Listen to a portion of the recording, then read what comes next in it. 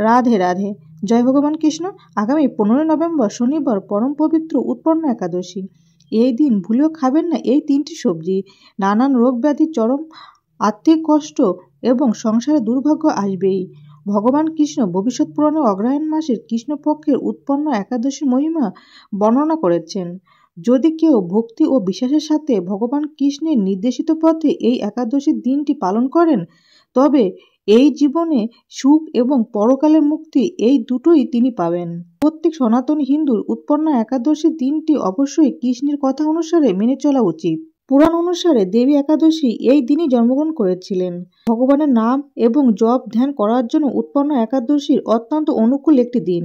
পৌরাণিক কাহিনী অনুসারে দেবী একাদশীর মাতা এই দিন ভয়ঙ্কর দানব মূর্খকে বধ করার জন্য আবির্ভূত হয়েছিলেন। নমস্কার বন্ধুরা, আজকে নতুন পর্বে আপনাদের সকলকে জানাই স্বাগত। আজ আমরা জানবো স্বয়ং ভগবান কৃষ্ণের বলা উৎপন্ন একাদশীর দিন কোন কোন 3টি সবজি একদম খাওয়া উচিত নয়। এই দিন যে সবজিগুলি খেলে জীবনে ঘনিয়ে আসতে পারে চরম দারিদ্রতা, পরিবারের সদস্যদের লেগে থাকবে নানান রোগ ব্যাধি, ঘরে এবং বাইরে কথায় কথায় সৃষ্টি হবে অশান্তি। আপনি কোনো ভালো কাজ করতে চাইলেও লোকে সেটাকে খারাপ ভেবে নেবে।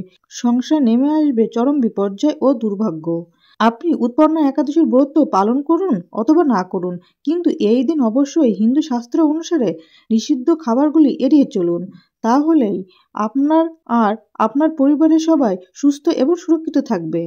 বন্ধুরা, পঞ্জিকা অনুসারে 15 নভেম্বর 2025 শনিবার রাত 12:49 একাদশী তিথি শুরু হচ্ছে এবং 16 নভেম্বর 2025 রবিবার রাত 2:37 পর্যন্ত একাদশী তিথি থাকবে।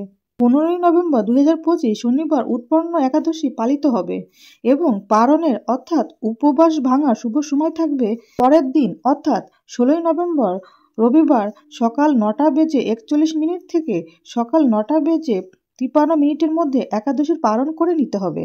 15 নভেম্বর শনিবার ইস্কন ও স্মার্ত মতে উৎপন্ন একাদশী পালিত হবে এবং 16 নভেম্বর রবিবার সকাল 9:41 থেকে সকাল 9:53 মধ্যে একাদশীর পালন করে নিতে হবে। 16 নভেম্বর 2025 রবিবার গোস্বামী ও নিম্বার্ক মতে উৎপন্ন একাদশীর ব্রত উপবাস পালিত হবে। গোস্বামী ও নিম্বার্ক মতে পালনের সময়টা হবে 17 নভেম্বর সোমবার সূর্যোদয় থেকে সকাল 10:03 মধ্যে একাদশীর পালন করে নিতে হবে। বন্ধুরা, নিষিদ্ধ সবজিগুলির মধ্যে প্রথমে যেটির কথা বলবো সেটি হলো পুঁইশাক।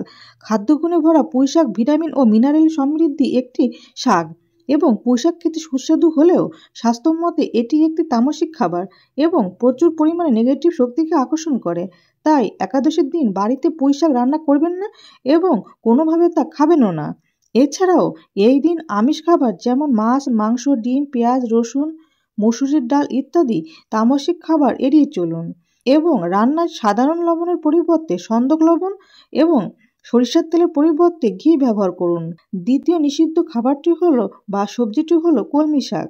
উৎপন্ন একাদশীর দিন কলমি শাক এবং কলমি শাক দিয়ে তৈরি কোনো খাবার খাবেন না। কলমি শাক ভাজা বা কলমি শাকের রস এসব খাবার এই দিন এড়িয়ে চলুন। এছাড়া কোনো প্রকার নেশা জাতীয় খাবার এই দিন গ্রহণ করবেন না। তারা সাধারণত নিরামিষ আহার করেন না এবং চা, বিড়ি, সিগারেট, পান, কফি ইত্যাদি বীজ জাতীয় খাবার গ্রহণ করেন।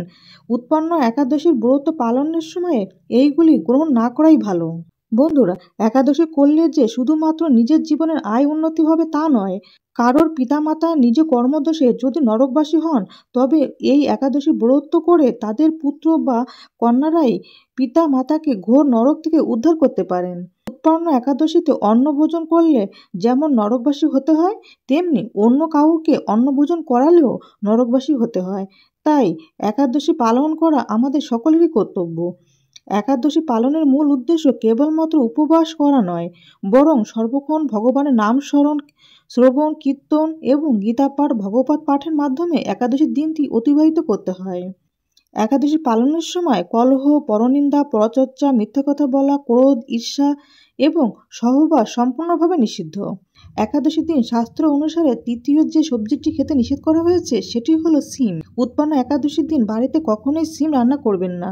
পরিবারের কোনো সদস্যই এই দিন শিম খাবেন না। এই দিন শিম খেলে রোগ ব্যাধি লেগেই থাকবে। রোগের পিছনে খরচ করতে করতে আপনি সর্বস্বান্ত হয়ে যাবেন। সুতরাং উৎপন্না একাদশীর দিন কোনোভাবে শিম মুখে তুলবেন না। এছাড়া উৎপন্না একাদশীর দিন চুল, দাড়ি, নখ কাটা তথা ক্ষৌরকর্ম ও নখ কাটা নিষিদ্ধ। বন্ধুরা, আশা করি ভিডিওটি আপনাদের কাছে সামান্য হলেও উপকারে আসবে। ভগবান কৃষ্ণ ও মা লক্ষ্মীর কৃপায় আপনারা সবাই ভালো থাকুন, সুস্থ থাকুন, এই প্রার্থনা করি। আজ তাহলে এখানেই সমাপ্তি করলাম। জয় ভগবান কৃষ্ণ, জয় মা লক্ষ্মী, জয় মা একাদশী মাতা। রাধে রাধে।